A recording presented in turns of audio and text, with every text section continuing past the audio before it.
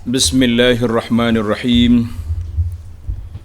Alhamdulillahi rabbil alamin wassalatu wassalamu ala rasuli rabbil alamin nabiyyina wa habibina wa qudwatina Muhammad ibn Abdullah wa ala alihi wa sahbihi wa man walah, amma ba'du.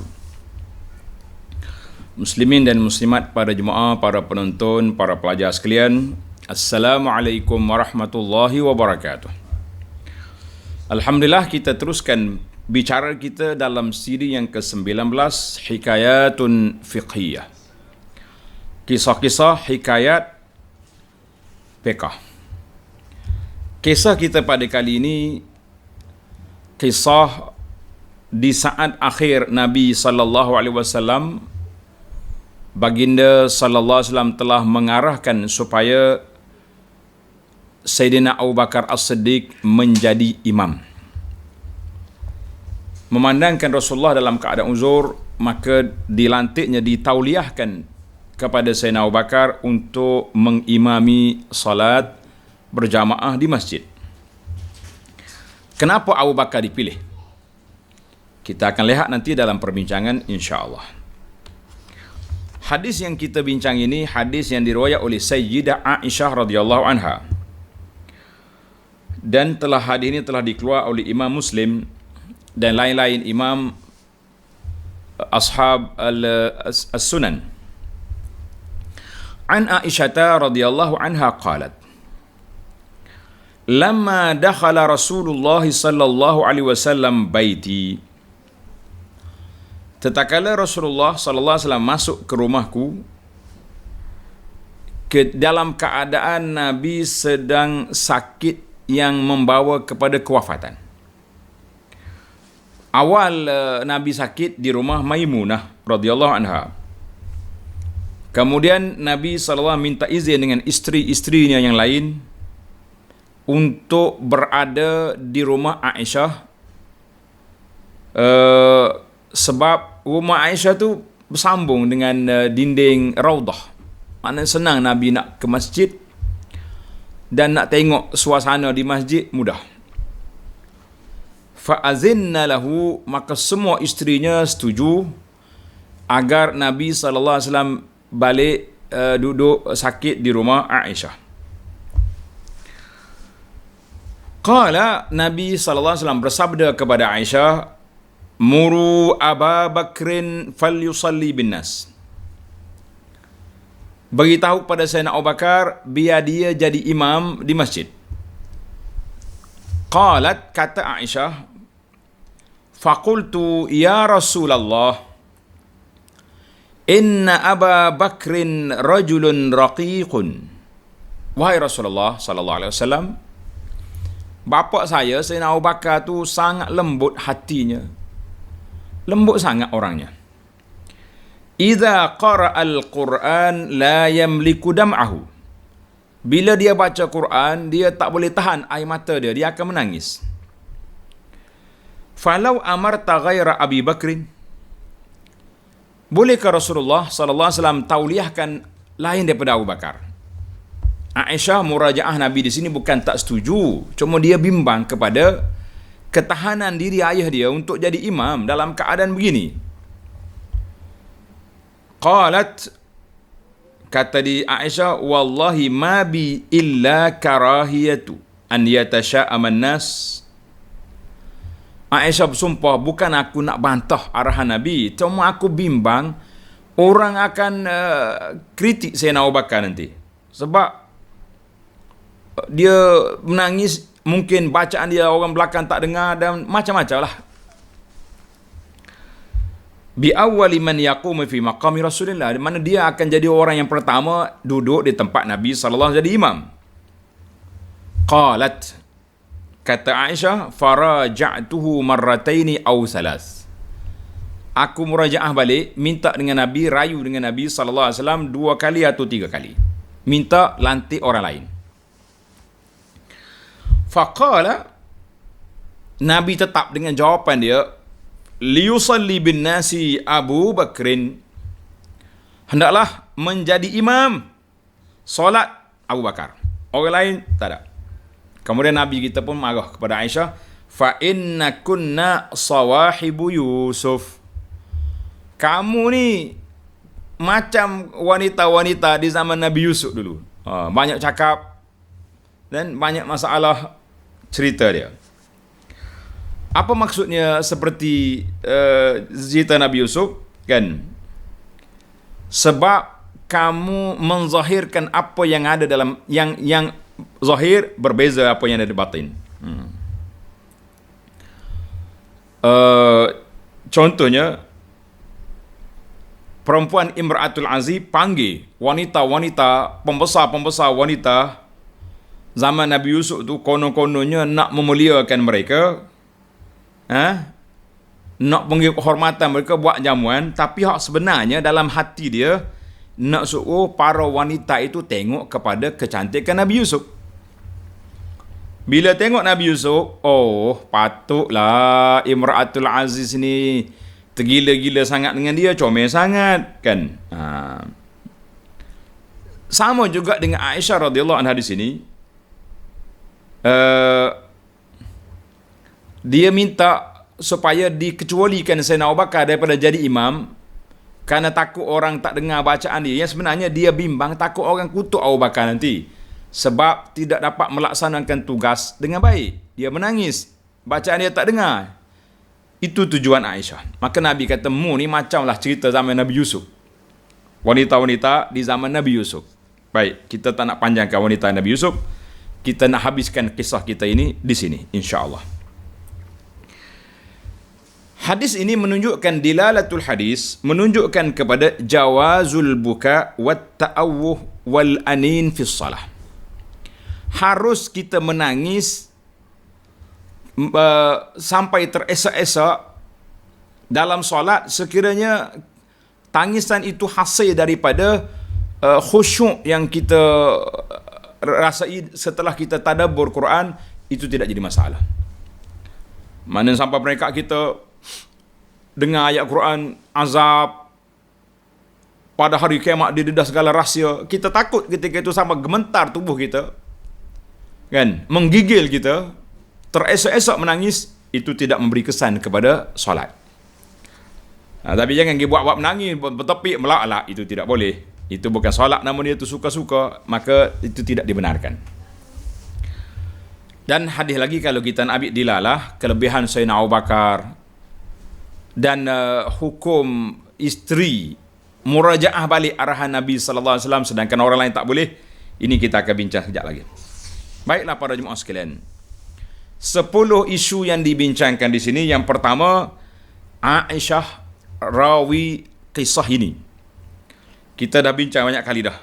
Dalam hikayat yang ke-6, yang ke-7 dulu sudah bincang. Cuma di sini ada lagi kelebihan Aisyah yang belum disebut di sana. Iaitu Aisyah radhiyallahu anha seorang isteri yang sangat disayangi oleh Nabi sallallahu alaihi wasallam. Kanat zakiyatun fatinatun alimat, oh masya-Allah.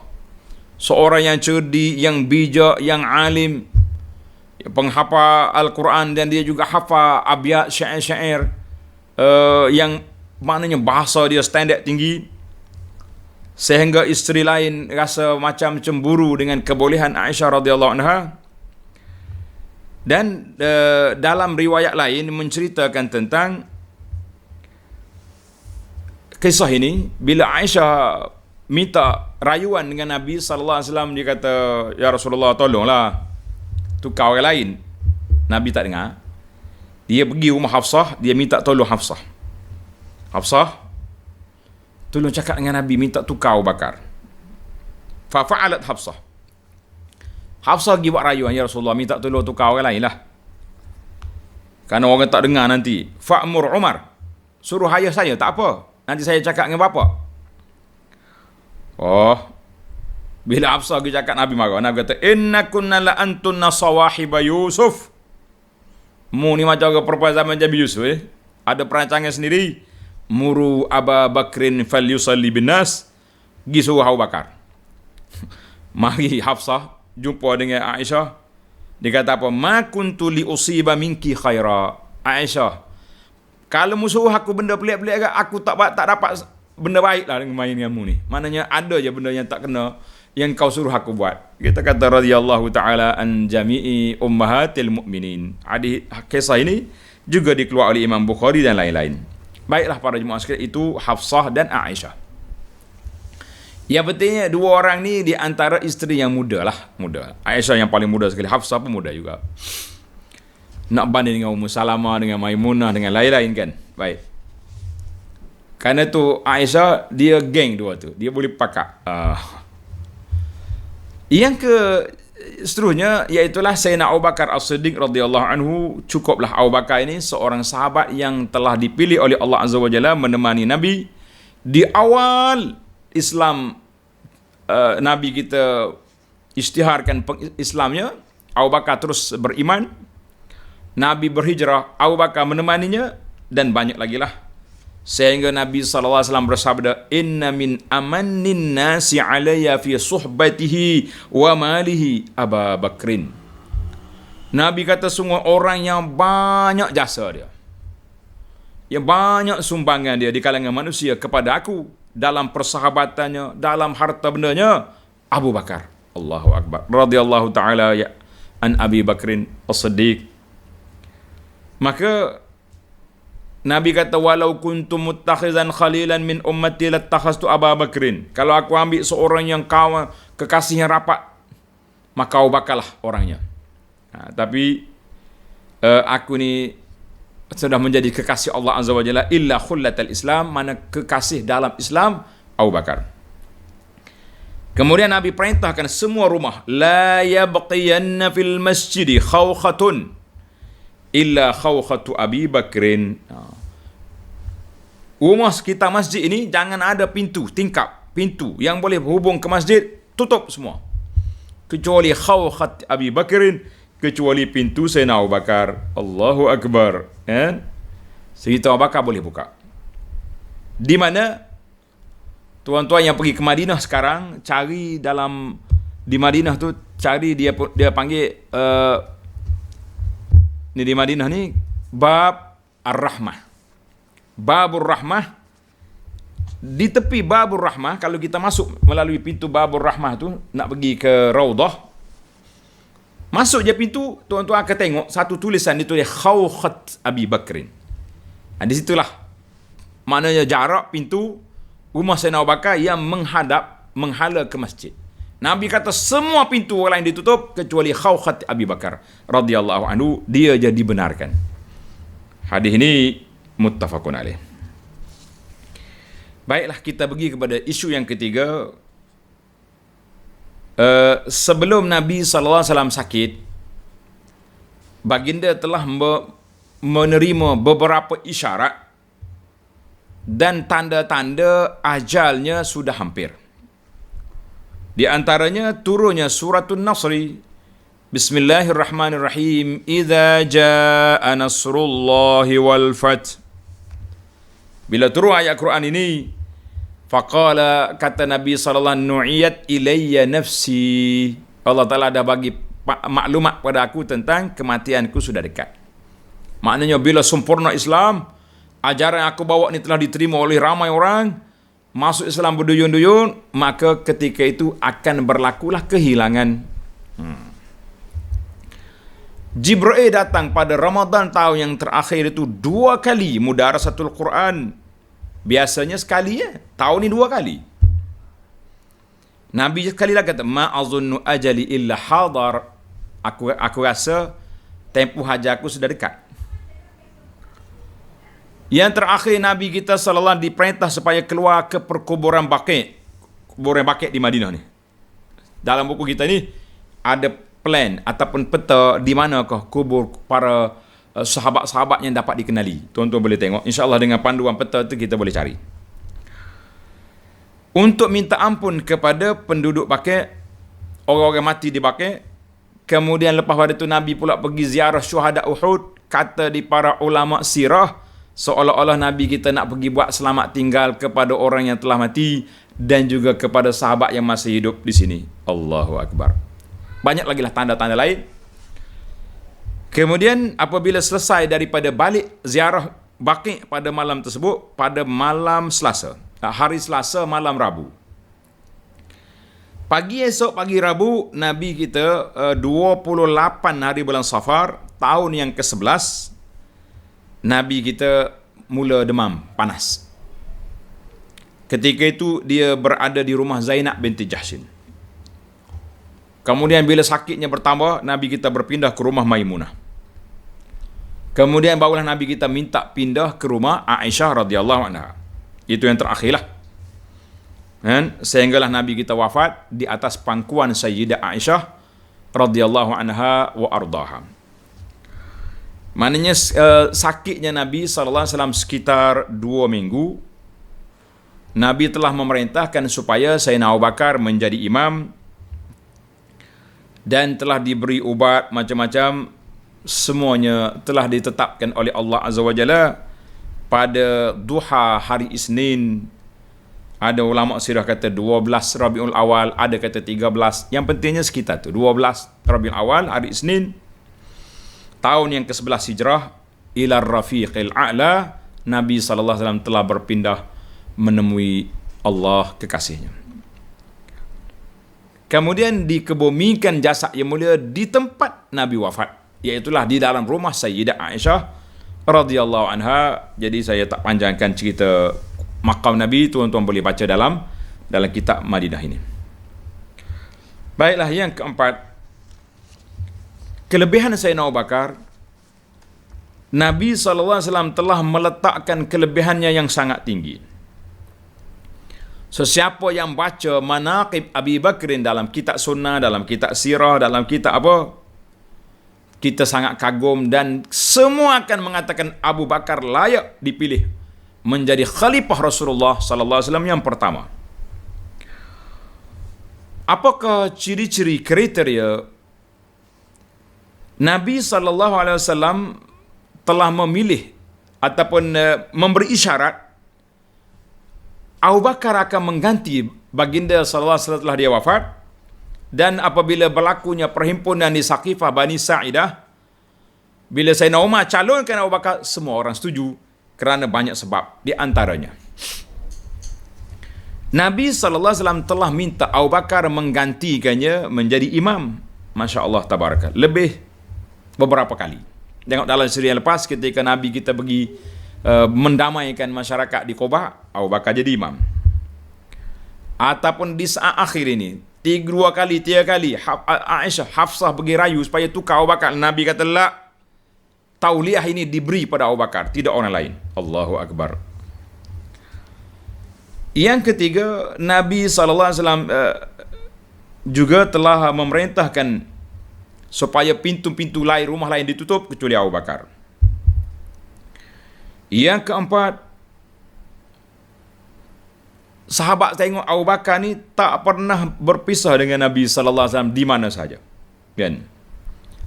Terdapat banyak dalam hadis-hadis Nabi, ja'an nabiyyu sallallahu wa ma'ahu Abu Bakrin wa Umar. Jalasan nabiyyu sallallahu alaihi wasallam wa ma'ahu Abu Bakrin wa Umar. Kharajan nabiyyu sallallahu alaihi wasallam wa ma'ahu Abu Bakrin. Maknanya Nabi duduk, ada Abu Bakar. Nabi berjalan, Abu Bakar. Nabi keluar, 2 nama ni disebut.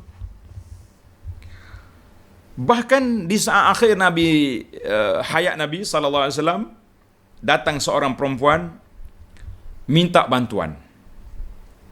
Nabi kata, tak ada sekarang ni, kamu datang lepas ni. Makcik tu berani tanya, ara'aita in ji'tu wa lam ajidka? Allahu Akbar. Ya Rasulullah sallallahu alaihi wasallam, bagaimana kalau saya datang Rasulullah tak ada? Seolah-olah macam dia kata kan Nabi wafat macam mana. Nabi tak marah. Nabi SAW bagi tahu, illam tajidni fa'ti Abu Bakar. Kalau aku tak ada, pergi cari Abu Bakar. Maknanya Abu Bakar ganti aku. Hadis ini muttafaqun alaih. Dan banyak lagi lah peristiwa-peristiwa yang menunjukkan makanat Abi Bakrin inda Rasulullah sallallahu alaihi wasallam.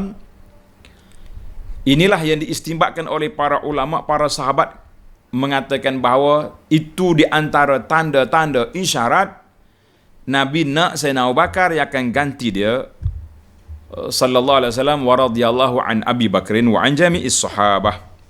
Maka bila Umar Holo tangan baik Abu Bakar di Saqifah Bani Sa'idah, habis. Yang ada di situ semuanya berbai'ah belaka, senang. Sebab banyak dah ciri-ciri tanda-tanda Nabi kita redha dengan Abu Bakar sebagai khalifah ni, pengganti sudah ada. Alhamdulillah. Masalah yang kelima, masalah iskal timbul tentang dalam surah Al-Hujurat ayat 1, Allah Ta'ala telah perintahkan umat Islam, ya ayyuhalladzina amanu la tuqaddimu baina yadayillahi wa rasulihi wattaqullah innallaha sami'un alim. Wahai orang beriman, jangan kamu mendahului Allah dengan Rasul. Maknanya apa Allah Ta'ala perintah, apa yang Allah Ta'ala arahkan, ikut. Apa yang Nabi arahkan, ikut. Jangan duduk banyak cakap. Maka Nabi SAW tidak bercakap dengan hawa nafsu, kalam dia wahyu, kan? Dia ketua, dia Rasul, dia Nabi. Tapi dalam bab ini, kenapa Aisyah berani pergi murajaah? Ya Rasulullah, tukar orang lain jadi imam. Maka di sini kenapa? Adakah Aisyah ini tidak berbahaya dari sudut ini? Kata di para ulama, di sini dalam bab munaqashah perbincangan, bukan bantahan. Aisyah tidak bantah arahan Nabi, dia setuju. Memang dia nak pun kemuliaan kepada Sayyidina Abu Bakar, cuma dia bimbang dalam hati, dia takut yatasya'am, orang anggap tak baik kepada Sayyidina Abu Bakar bila dia tak dapat jadi imam dengan baik. Itu anggapan Aisyah. Tapi bila jadi Abu Bakar jadi imam, molek aja, kan? Maknanya anak ni terlalu sayang kepada bapa. Jadi bagaimana dia nak cover, bagaimana dia nak selamatkan ayah dia, maka dia cuba murajaah, bukan membantah. Kata orang rayuan. Di sinilah para ulama sudah kata, ha huna mim babi jur'ati zaujati ala zaujiha. Bab isteri cakap dengan suami. Mana kalau kita nak ambil kes semua, kes Aisyah dengan Nabi, dia merajuk, dia macam-macam, neraka lah jawab dia macam tu. Kan? Tapi sebagai kehidupan suami isteri, itu ada kelonggarannya di situ. Tapi dalam bab hukum syar'i, Nabi tidak boleh sekali-kali membantah dalam bab hukum syar'i, hukum hakam. Dalam bab arahan-arahan biasa, dalam bab kehidupan seorang manusia, suami isteri, itu ada kelonggarannya. Kalau tidak, nyanyalah isteri Nabi. Apa jadi dengan Aisyah? Kan? Macam-macam cerita kita dengar. Sebagai kata orang asam garam rumah tangga Nabi sallallahu alaihi wasallam, kalau tak ada asam garam kan tak selesa juga dah. Kalau ada orang kata, adakah Nabi tak pandai nak didik isteri? Peristiwa yang berlaku itu hikmah untuk kita. Kalau Nabi pun ada macam tu, bagaimana dengan kita? Takkan tak ada langsung. Jadi kita kena sabar. Kalau sekali isteri masa muka, kita senyum 4 kali. Dia nak kata apa? Takkan dia nak marah. Ini ada yang tak tahannya suami pula. Bengih, backing dengan bini, ya Allah, Tuhan yang maha kaya. Tak. Kata saya orang kampung kata dia ni macam Malik Zabaniyah dengan bini. Backing. Kejap-kejap panggil Ustaz Cukur pula. Tahnik pula. Jadi itu macam-macam cerita. Baiklah. Yang pentingnya rumah tangga Nabi itu contoh untuk kita bahawa kita dapat Nabi SAW ajar kepada kita erti sabar, erti perbincangan dengan suami isteri, itu ada. Baik, kita pergi kepada yang keenam. Aisyah radhiyallahu anha tidak putus harap, tidak putus asa. Dia nak bela ayah dia tadi supaya dimaafkan daripada jadi imam, maka dia minta tolong dengan Hafsah. Kan?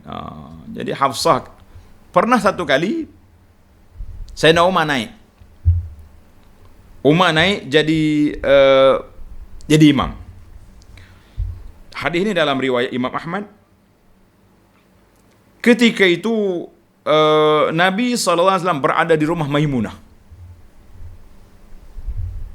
Nabi suruh perintahkan kepada Abdullah bin Zam'ah supaya pergi ke masjid, suruh orang salat. Jangan tunggu Rasulullah SAW, kerana Nabi tak mampu nak keluar.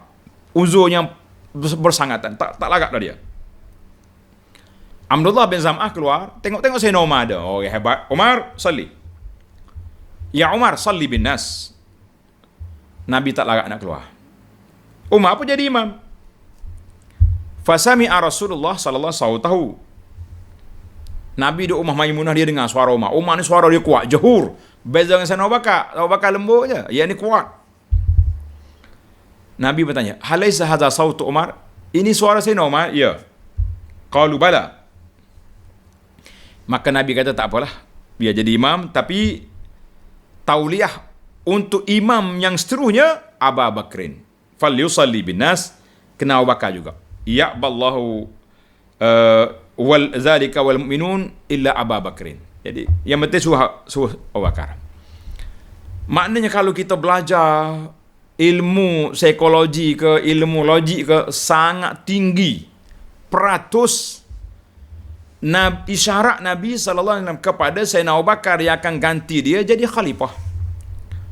Tapi malangnya mata kita dibutakan, telinga kita ditulikan, hati kita dikeras batukan oleh puak-puak Syiah yang jahat, yang mulut busuk ini. Mereka kutuk Abu Bakar, kutuk Umar, kononnya sahabat-sahabat ini merampas hak Sayyidina Ali. Kita kata hayhat, la. Banyak ni evidence dalam ni. Kalau tuan-tuan pelajar-pelajar nak baca, untuk pelajar, ustaz-ustaz, saya syorkan baca sebuah kitab, nama dia Al-Awasim Minal Qawasim. Al-Awasim Minal Qawasim.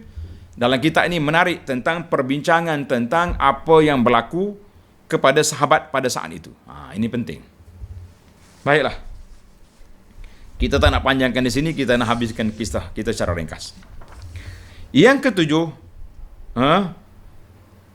sikap Aisyah ni kenapa? Sebab dia tahu ayah dia ni kalau baca Quran dia akan menangis. Bila dia menangis menyebabkan suara orang tak dengar, kan? Bila orang tak dengar, macam mana dia jadi imam? Itu sebenarnya dia bimbang, takut orang kutuk bapak dia, Aisyah. Itu satu benda. Satu sudut kenapa dia nak tak syorkan Abu Bakar jadi imam. Tetapi Masya Allah tabarakallah, dari sudut lain, menangis ketika baca Quran, ketika solat, itu tidak membatalkan solat. Bahkan kita sebagai seorang Muslim mesti at-ta'assur, mesti membawa kesan kepada kehidupan kita. Tuan-tuan tengok dalam beberapa siri khutbah saya, tajuk kesan Al-Quran. Satu bulan Ramadan dulu, ana khutbah, beberapa siri khutbah tentang kesan atharul Quran fil qulub, kesan Al-Quran itu di dalam hati manusia. Ini kita dah dalam khutbah ada. Maka Sayyidina Abu Bakar, Sayyidina Umar, Abdullah bin Umar, Tamim Ad-Dari, Aisyah sendiri, ramai lagi para sahabat yang sejarah mereka dapat dikesan bahawa bila baca Quran ia ta'assar. Dan ramai lagi lah radhiyallahu ta'ala an jami' sahabat dan para ulama zaman kita ini pun Masya Allah ada. Ana kalau di Masjid Haram Mekah tu, yang saya bimbangnya di antara imam yang kalau dia baca cepat menangis, di antaranya Syekh Su'ud Al-Shuraim menangis. Dia baca Quran menangis. Ada lagi lah Syekh 2-3 orang lagi imam mudah menangis. Dia ta'assar bil Quran. Baca Quran dia akan menangis. Kita juga terkesan dengan bacaan dia. InsyaAllah kita juga boleh menangis. Sehingga anda tengok berjemaah orang Malaysia pun menangis juga. Tanya dia, makcik faham ke Pak Imam tadi? Tak apalah Ustaz, tak faham pun. Saya rasa Al-Quran itu menusuk di kalbu saya bila imam itu menangis dengan bacaan dia. Kita kata Masya Allah, tabarakallah. Baik. Yang ke-8, Nabi SAW pilih orang yang layak untuk mengganti dia dengan ciri-cirinya yang tersendiri. Kalau kita kata Sayyidina Abu Bakar lembut, Umar keras, kan? Tapi dalam bab pentadbiran, khususnya zaman peralihan daripada Nabi SAW kepada penggantinya, khalifahnya Abu Bakar, kita perlu orang yang lembut. Sebab waktu tu waktu orang tengah terumbang-ambing, tengah macam-macam dia punya tengah. Maka ketika itu yang layaknya siapa dia? Sayyidina Abu Bakar. Dan ada orang yang warak tapi tak pandai memerintah, ada juga. Ada orang yang hebat, sebab itu kata di para ulama, al-aslah lil manasib, yang terbaik bagi jawatan itu mengikut kemampuan orang tu. Ada orang ni Masya Allah warak dia, tapi dia tak pandai pentadbiran, tak boleh juga. Contoh di sini, ketika Sayyidina Abu Zar Al-Ghifari radhiyallahu anhu minta supaya Nabi lantiklah apa-apa dia, bagi jawatan apa-apa ke dia. Nabi pegang atas bahu Abu Zar, dia kata, ya Abu Zar, innaka dha'if. Abu Zar, mu ni lemah. Mu warak, mu bagus, tapi dalam bab nak pegang jawatan kamu lemah. Wa innaha amanatu, ini adalah satu amanah. Pada hari kiamat menyesal yang tak sudah-sudah. Kecuali orang yang menerima jawatan dengan hak dia sendiri, maka orang itu insya-Allah dia dapat menunaikan jawatan yang baik, maka dia calon yang pertama duduk di bawah bayangan pada hari kiamat al-imamul adil, pemimpin yang adil. Kita hari ni tak tahu pemimpin yang adil tak adil, yang penting majoriti cukup, SD cukup, jalan. Nak kata apa? Nah, tapi dalam kriteria sepatutnya lah mengikut dalam Islam, setiap orang itu ada calon yang tersendiri. Maknanya kalau ketua tentera bijak berperang tapi kurang warak, tapi dalam bab tentera dia lah yang layak. Oh ni warak, pegang pedang pun panah pun cabut jatuh. Yalah, macam mana jadi qaidul jais? Tak boleh. Jadi kita kena kata setiap orang tu ada ciri-ciri yang tersendiri. Baik. Pada hari peperangan Uhud, Nabi angkat pedang dia. Faman ya'khudhu hadha? Siapa dia ambil pedang aku ni? Siapa dia nak? Sahabat-sahabat angkat tangan, nak. Nabi kata, faman ya'khuzuhu bihaqqihi. Siapa dia ambil pedang aku ni, dia kena tunaikan tanggungjawab. Oh, maknanya mesti jaga. Nabi lawan kafir sungguh-sungguh. Tak berapa ramai orang berani angkat tangan. Sehinggalah seorang sahabat nama dia Abu Dujanah. Tanda. Abu Dujanah nama dia Simak bin Kharsyah radhiyallahu anhu, dia kata, ana ya Rasulullah. Abu Dujanah ambil. Maka Nabi kita hollow pada Abu Dujanah. Ketika itu Abu Dujanah telah menjadi panglima pengawal yang menjaga Nabi sallallahu alaihi wasallam radhiyallahu an Abi Dujanah. Kisah dia hebat dalam peperangan Uhud. Dalam peperangan Khandaq, Nabi kata, siapa malam tu sejuk, orang kata sejuk senyik, sejuk macam salji, air batu. Nabi kata, siapa dia berani pergi siasat apa keadaan Abu Sufyan? Tak ada orang bangun. Takut dengan sejuknya, dengan ketakutannya. Akhir kali Nabi kata, ya Huzaifah, qum. Bangun Huzaifah. Huzaifah bangun. Dia kata, aku tengah selimut menggigil. Bila Nabi suruh bangun, aku bangun. Dengan berkat doa Nabi, hilang sejuk. Nabi, Abu Bakar, mau pergi? Balik.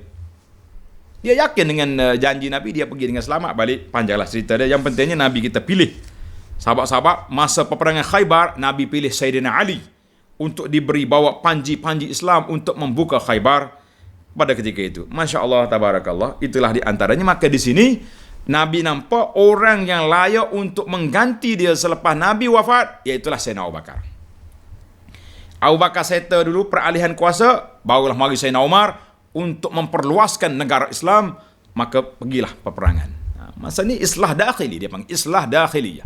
Nak membaik pulih dalam keadaan negara. Ada orang yang murtad, ada yang tak baik, tak bayar zakat, ada munafik, macam-macam. Jadi Sayyidina Abu Bakar boleh settle. Yang kesembilan, kita tengok kenapa ciri-ciri yang ada pada Sayyidina Abu Bakar yang sangat hebat. Di antaranya, dia boleh mengendalikan suasana yang begitu gawat. Bila Nabi wafat sallallahu alaihi wasallam, Sayyidina Umar bangun. Mamat, dia kata Nabi tak wafat. Dia pergi sebagai munajat sebagaimana Musa pergi munajat kepada Allah Taala di Tur Sina, dia akan balik. Oh, Umar marah. Siapa kata Nabi wafat, dia marah. Mengamuk Sayyidina Umar, tak boleh terima. Kan? Bila mari Sayyidina Abu Bakar, tengok Umar tengah marah, Abu Bakar minta laluan. Nak masuk dalam rumah Aisyah, tak apalah, rumah anak dia. Bila Sayyidina Umar masuk, Sayyidina Abu Bakar masuk, dia buka tengok jasad yang mulia. Abu Bakar menangis. Abu Bakar kata, tibta hayyan wa mayitan ya Rasulullah. Engkau dihidup mati dalam keadaan baik. Abu Bakar menangis. Dia keluar daripada rumah Nabi setelah dipastikan Rasulullah SAW telah wafat. Maka Abu Bakar pergi. Dia suruh Umar duduk tepi. Abu Bakar bercakap, man kan ayyuhan nas, wahai manusia, man kana ya'budu Muhammadan fa inna Muhammadan qad mat. Siapa dia semua Muhammad sudah mati, confirm mati. Wa man kana ya'budullah fa innallaha hayyun la yamut. Siapa dia sembah Allah, Allah Taala hidup, tak mati. Kemudian Abu Bakar baca ayat Quran surah Ali Imran 144. Wa ma Muhammadun illa rasul qad khalat min qablihi rusul. Tidak adalah Muhammad sallallahu alaihi wasallam ini kecuali seorang rasul, dan telah berlalu rasul-rasul 300 orang dulu semua sudah wafat. Sampai ke akhir ayat afa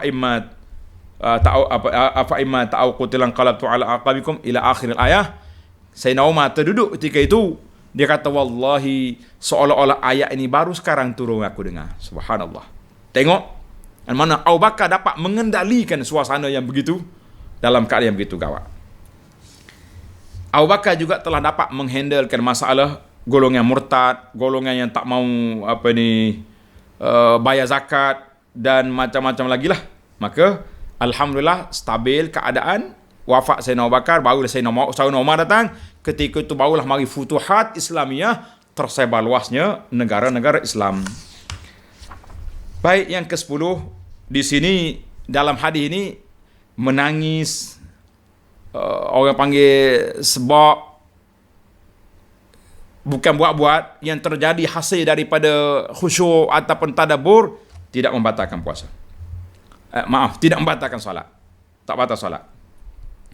Demikian juga kalau kita paling dalam siri yang lepas kita ada kan, kita berpaling dengan mata, tengok jeling, tak apa. Tapi jangan paling tubuh, itu batal solat. Ya. Berjalan sedikit, melangkah sedikit, itu juga tidak jadi masalah. Untuk nak penuhkan sah, nak betul sah ataupun keadaan yang tersebut. Dan juga ada dalam cerita Nabi kita dukung anak dia, cucu dia, Umamah, kan. Kalau kita tengah solat lalu Scorpion, boleh je kita kita pukul dia, boleh. Kalau orang bagi salam, Assalamualaikum, kita boleh jawab. Kita salah, kita boleh jawab. Isyarat ke? Ataupun kita kata, kita baca kuat ke? Yang penting ada isyaratnya. Contohnya kita duduk solat, orang nak pergi dah. Kau nak pergi tak? Kita isyarat, boleh, anggut. Itu dibenarkan, insya-Allah. Dan kalau ada kes nak tegur imam, laki-laki tasbih, perempuan tasfiq, kan? Itulah di antaranya, insya-Allah kita akan sebut lagi dalam siri yang akan datang beberapa kisah perkara-perkara yang dibenarkan di dalam salat kerana sebab-sebab keuzuran dan juga sebab maslahah untuk menjaga salat dan juga menjaga keadaan yang baik. Insya-Allah itu jadi dulu apa yang dapat kita bincangkan dalam siri yang ke-19. Insya-Allah kita sambung lagi dalam siri yang ke-20 dalam jalsah yang akan datang, insya-Allah. Subhanakallah hamdika asyhadu an la ilaha illa anta astaghfiruka wa atubu ilaih. Wa sallallahu ala nabiyyina Muhammad wa ala alihi wa sahbihi ajma'in walhamdulillahi rabbil alamin.